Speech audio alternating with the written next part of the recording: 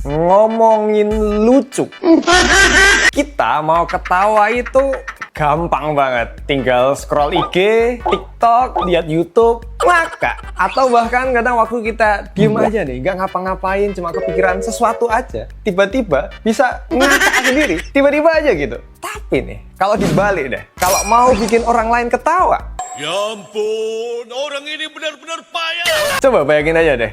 Bayangin aja dulu, kamu ngelawak atau ngelakuin apapun, terserah lah ya. Yang penting bikin orang lain ketawa secara terus-terusan, non-stop. Bisa nggak? Sumpah ya, itu susah banget. Dan aku yakin kayaknya kamu nggak bisa. Karena emang nggak segampang itu dan nggak semua orang bisa. Tapi beda nih sama om-om legend satu ini, Om Stephen Chow. Beliau ini orang yang gila, jenius banget. Beliau ini bisa ngebikin semua filmnya tuh selalu goblok dan bikin ngakak terus. Entah mau gimana pun caranya. Contohnya, kita tahu nih, olahraga sepak bola itu kan mainan laki banget ya, maskulin. Terus ada ilmu bela diri Shaolin. Itu kan sebuah seni bela diri yang indah banget, punya nilai spiritual yang tinggi. Tapi nih, bisa-bisanya perpaduan kombinasi maskulin dan spiritualitas kalau disatuin dan jadi sebuah film yang hasilnya tuh ternyata lucu banget dan tolol abis. Tapi ya, gilanya lagi, semua itu nggak asal dibikin sekedar lucu aja. Karena di filmnya ini tetap bisa memperlihatkan sisi bola yang beneran seru banget secara pertandingannya, dan juga keindahan dari seni bela diri Shaolin itu juga tetap masih kerasa. Dan sekali lagi, nggak ngasal yang penting lucu, di film ini juga ada satu hal yang lebih dalam dari itu, yang jarang disadari sama banyak orang, yaitu bagaimana Om Stephen Chow ini memainkan ranah psikologi dan emosi penonton di filmnya secara tidak sadar. Yang membuat komedi di film ini tuh nggak cuma sekedar lucu aja, tapi juga punya ikatan emosional dan pendekatan personal yang kuat banget ke penonton. Maka dari itu, aku Lajunta, orang yang udah nonton film Shaolin Soccer ini berulang kali di TV dan masih terus ketawa tiap nonton filmnya, bakal coba cari tahu kenapa film Shaolin Soccer ini bisa jadi film komedi yang seluar biasa ini. Yang mana di videoku kali ini bakal aku bahas dalam 3 pembahasan. Di bahasan pertama aku bakal coba cari tahu dari segi komedinya, apa yang dilakukan sama Om Stephen Chow ini sampai bisa bikin film Shaolin Soccer tuh ngakak terus. Di chapter kedua aku bakal bahas mengenai di balik layar produksi filmnya, ada hal apa aja yang menarik dari film ini. Dan di chapter terakhir aku bakal cari tahu kenapa jarang banget film komedi modern yang bisa ngalahin film ini. Maka dari itu kamu wajib banget nonton videoku ini tanpa skip-skip sampai selesai.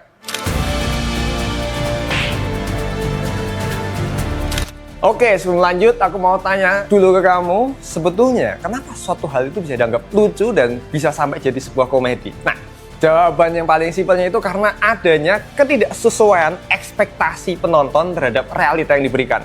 Contohnya, suatu hal yang lucu nih. Kalau kita ngelihat ada sepetak tanah kosong di tengah hutan, orang waras kan pasti ekspektasinya paling bakal dijadiin kebun atau sawah gitu kan ya. Tapi ini ternyata tiba-tiba malah didirikan bangunan kopdes kayak gini. Nah, itu kan ngawur ya. Dan itu adalah salah satu contoh bentuk komedi. Ya, kurang lebih sesimpel itu. Dan film Shaolin Soccer di tahun 2001 yang disutradarai dan diperankan langsung sama Om Stephen Chow ini benar-benar berkali-kali berhasil ngepatahin ekspektasi penonton dengan cara yang nggak ketebak sama sekali. Kayak sesimpel di adegan awal, yaitu Sing yang diperankan langsung sama Om Stephen Chow tadi, bareng sama Fung, si kaki emas yang diperankan sama almarhum Om Eng Mantat di depan gedung ini. Pas mereka lihat ada cewek yang bakal kepleset karena kulit pisang, ekspektasi orang normal kalau ngelihat orang yang mau jatuh kan pasti bakal diingetin ya, awas mbak ada kulit pisang. Atau kalau nggak nih, kalau udah jatuh ditolongin gitu kan ya. Tapi nih mereka berdua malah ya udah nungguin aja, terus bikin pose aneh kayak gini waktu ceweknya jatuh. Bener-bener nggak nyangka banget aku. Atau contoh lain di adegan pertandingan persahabatan ini nih, ternyata tim lawan malah bawa kunci Inggris sama palu, dan akhirnya pertandingan bolanya tadi tiba-tiba berubah jadi area tempur perang kayak gini.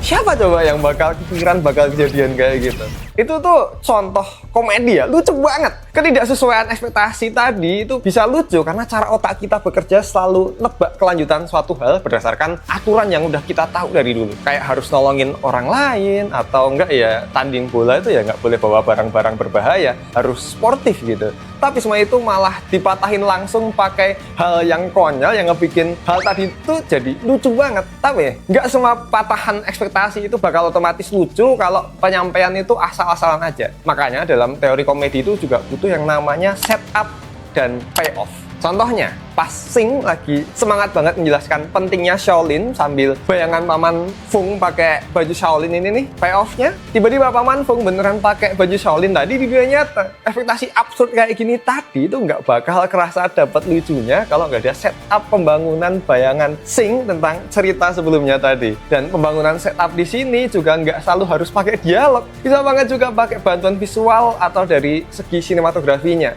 Om Stephen Chow ini juga sering banget pakai teknik visual misdirection atau pengalihan perhatian lewat pengambilan gambarnya. Kayak waktu karakter cewek si Ah Mui ini di akhir udah botak, terus mau gantiin jadi kiper buat timnya Sing. Pengambilan gambar kameranya tuh bener-bener ngikutin gerakan si Mui menuju ke gawang. Belum sampai ke tempat pun dia udah nabrak dulu ke tiang. Udah lucu kan ya itu. Tapi ternyata belum kelar sampai di situ aja. Karena waktu udah sampai tengah gawang, ternyata dia salah jagain gawangnya musuh. Sumpah itu goblok gitu. Dan aku ketawa waktu nonton itu. Yaitu tadi setup nggak perlu pakai kata-kata tapi juga bisa dengan visual. Dan selain setup tadi, ada satu hal yang penting juga untuk humor, yaitu tension and release. Hal ini penting karena ketawa manusia itu sebetulnya adalah bentuk pelepasan beban emosional atau kecemasan yang tertahan. Makanya di film ini banyak adegan yang dibikin tegang dulu, kayak waktu Sing sama Paman Fung nyanyi ngasal di bar ini, suasananya penonton tuh dibikin jadi tegang, nggak nyaman gitu. Sampai akhirnya dirilis dengan si Sing dilempar pakai botol, terus digebukin tuh mereka. Atau kalau nggak waktu cowok nyanyi di kedai sambil ngejoget dan mukanya dibikin datar atau bahasanya deadpan kayak gini, terus akhirnya orang lain juga ikut-ikutan join buat nari. Itu sumpah rasanya tuh bener-bener aneh waktu aku nonton, nggak nyaman gitu, tapi habis itu dirilis dengan ibu-ibu yang punya kedai marah-marah kayak gini. Dan banyak juga penggunaan komedi dengan menyandingkan kontras antar satu hal. Kayak kalau kita denger kartu nama kan ya, pasti profesional banget kayaknya. Cetakan printnya bagus gitu. Tapi ternyata kartu namanya pakai kertas tulisan tangan kayak gini. Lecek pula. Terus ada sepatu bulu bolong. Orang miskin pakai jas. Foto kurus sama aslinya yang sekarang gendut, terus ngibul punya supir, ternyata dia cuma pakai sepeda ontel kayak ini, satu cerutu, satunya ngemut sosis, dan banyak lagi kontras yang diliatin di sini. Terus kenapa kontras ekstrim ini bisa bikin lucu? Semua itu sebetulnya karena adanya tabrakan status sosial yang disandingkan secara gamblang di sini. Jadi otak kita tuh secara otomatis kaget saat ngelihat simbol kemewahan dan miskin dipaksakan bersamaan gitu. Dan makin jauh jarak kontras antara usaha si karakter buat tampil sok keren sama realita kemiskinan yang mengenaskan, makin membuat ironinya tuh makin keras dan makin membuat efek humor yang dihasilkan itu makin lucu. Dan jujur aja, cerita tentang orang miskin yang berjuang dari bawah atau tipikal underdog gitu tuh emang jadi bahan komedi yang universal banget. Semua orang itu bisa ketawa tanpa harus tahu konteks lebih dalamnya dulu. Soalnya ada istilah psikologi yang namanya Schadenfreude, di mana manusia itu punya kecenderungan merasa senang, puas, atau gembira saat melihat ketidakberuntungannya seseorang.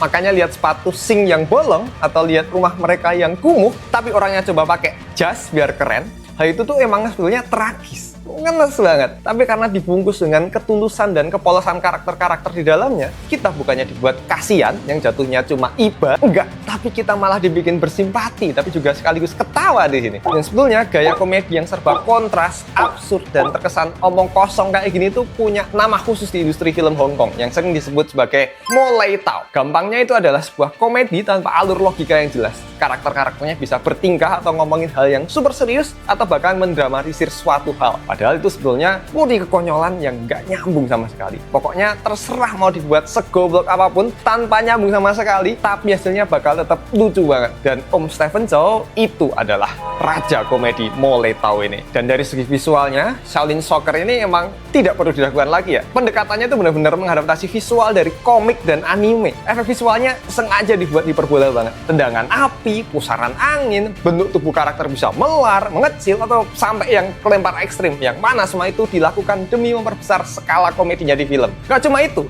film ini juga sering banget memanfaatkan teknik slow motion yang didramatisir secara berlebihan dengan close up ekspresi para karakter-karakternya atau momen diam yang ngebuat komedi makin lucu, kayak waktu kekuatan mereka pada balik ini nih.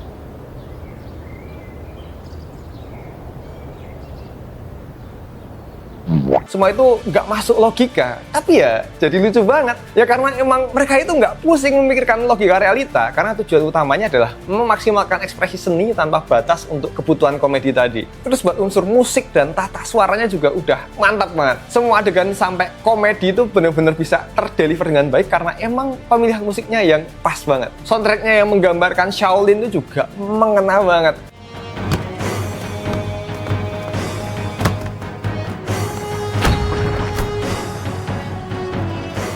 Membekas di aku sampai sekarang. Dan setelah lihat film ini, aku juga paham dengan maksudnya salah satu komedian yang menjadi sutradara film, yaitu Om Jordan Peele. Dia kan tadinya dulu komedian nih, sekarang fokusnya ngedirect film-film horor. Dan dia bilang kalau film komedi dan horor itu mirip banget. Bedanya itu cuma ada di musik dan pacingnya aja. Dan memang di film ini benar-benar ada momen yang berubah jadi kayak film horor gitu. Musiknya diganti gesekan biola mencekam gitu. Dan aku juga ngerasa kalau mau diganti musik komedi yang lucu pun itu juga tetap bakal masuk. Tapi bakal ngubah 180 derajat adegannya.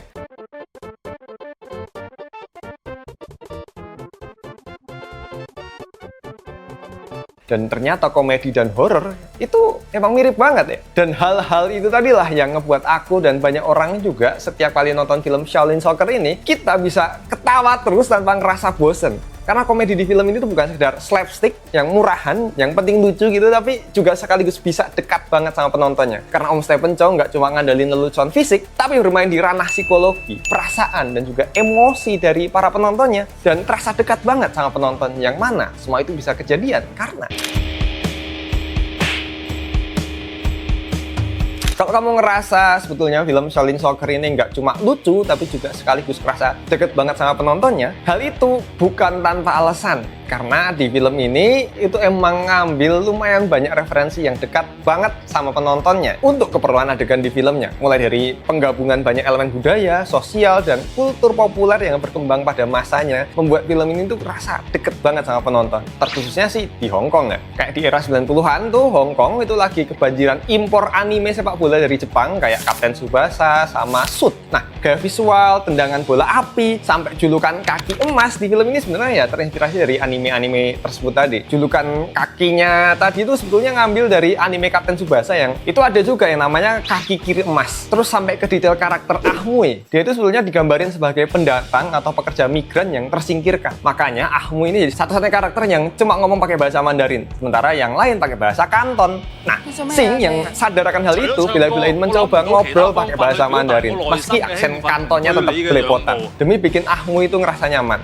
Begitu juga pas adegan Sing tiba-tiba teriak nyanyi "Hei!" ke Ahmui. Nah, nada lagu itu sebenarnya diambil dari film musikal klasik Tiongkok Selatan era 60-an judulnya Liu Shanji, yang dalam budayanya dipakai buat adu rayu antara laki-laki dan perempuan. Makanya usaha tulus tadi dari Sing inilah yang bikin Ahmui cepet jatuh cinta sama Sing. Nggak cuma itu, karakter saudara keempat yang jadi kiper gayanya dibikin mirip banget sama karakter Bruce Lee karena emang dibuat khusus sebagai bentuk penghormatan untuk sang legenda. Terus adegan saudara ketiga, si produksi yang tiba-tiba nerima telepon di tengah-tengah pertandingan, itu tuh nyindir tren iklan HP yang pada waktu itu lagi rame banget. Makanya bagi penonton Hong Kong yang paham konteksnya, semua referensi ini tadi jelas bikin mereka kerasa lebih relatable secara emosional. Tapi nih, pertanyaannya, kalau buat kita, penonton Indonesia, kan nggak tahu menahu soal latar belakang referensi spesifik Hong Kong zaman itu. Terus kenapa tetap bisa lucu ya? Padahal kan kita nggak tahu konteksnya. Kenapa dong? Ya, simple. Karena situasi komedi yang ditampilkan di film itu emang kerasa pas aja.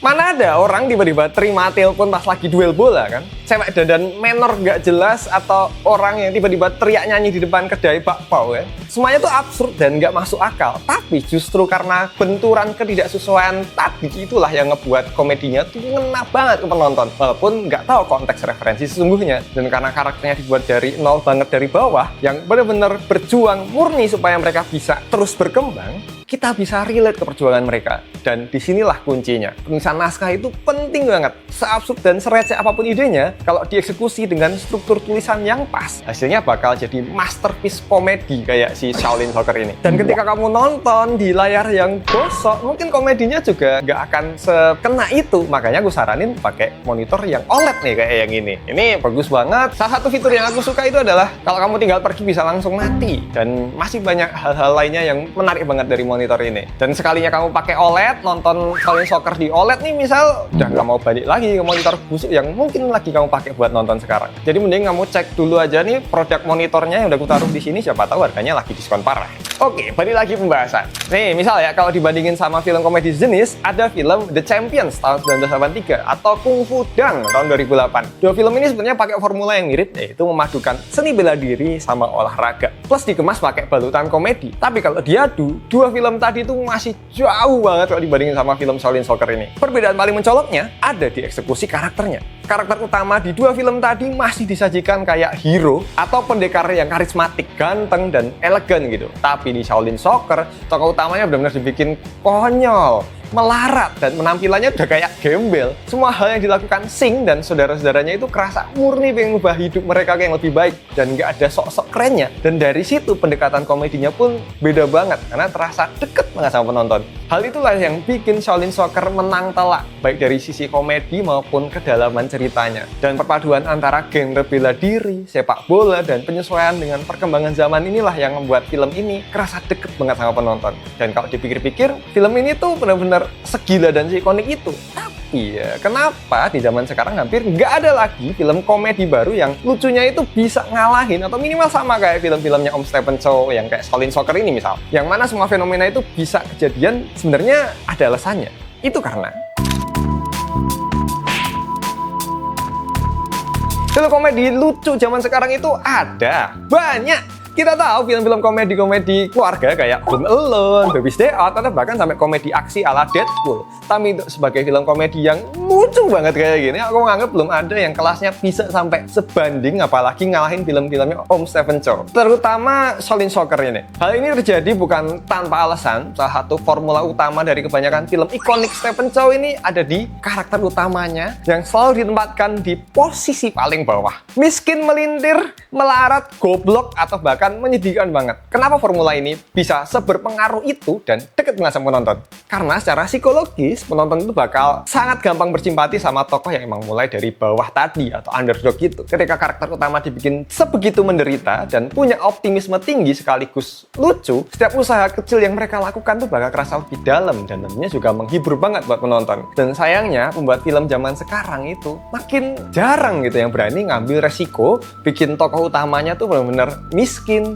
goblok, dan menyedihkan ditampilkan apa adanya kayak di film-film Om Stephen Chow ini. Akibatnya komedi zaman sekarang seringkali itu kerasa setengah-setengah, kurang nekat dan kurang seapa adanya itu dibanding eranya Om Stephen Chow dulu. Tapi nih, walaupun begitu, mau coba di remake semirip apapun tetap nggak nyamain film-filmnya Om Stephen Chow yang diperanin sama dia sendiri sih. Karena harus diakui ya, faktor pembeda terbesarnya itu sebenarnya ya ada di Om Stephen Chow-nya itu sendiri. Kalau mau memorable dan lucu banget, dia harus jadi tokoh utama di filmnya juga. Kayak waktu Om Stephen Chow jadi sutradara sekaligus aktor utama di film-filmnya. Film-filmnya itu nggak cuma meledak di pasar lokal, tapi jadi fenomena global yang meraup pendapatan fantastis pada waktu itu. Selain Shaolin Soccer, itu juga ada Kung Fu Hustle tahun 2004, CJ7 tahun 2008, King of Comedy tahun 1999, dan masih banyak yang lainnya. Terus sekarang coba bandingin sama film-film barunya Om Stephen Chow yang cuma jadi sutradara atau produser aja di filmnya. Kayak The Mermaid tahun 2016, secara finansial sukses, filmnya lucu, ya masih gayanya yang mirip-mirip sama filmnya Om Stephen Chow sebelumnya, tapi secara dampak kultural dan penerimaan penonton global, film ini kerasa beda sama film-film sebelumnya yang dibintanginya sendiri. Sama juga kayak filmnya The New King of Comedy, itu juga nggak bisa semeledak dulu gitu. Tapi terlepas dari itu semua, di tanggal 12 Agustus besok ini katanya bakal tayang tuh Kung Fu Soccer di bioskop yang ceritanya sekarang ganti fokus ke kisah tim sepak bola wanita yang ikut turnamen mirip-mirip kayak di Shaolin Soccer sebelumnya. Dan emang banyak yang bilang kalau ini film penerusnya Shaolin Soccer. Apakah iya?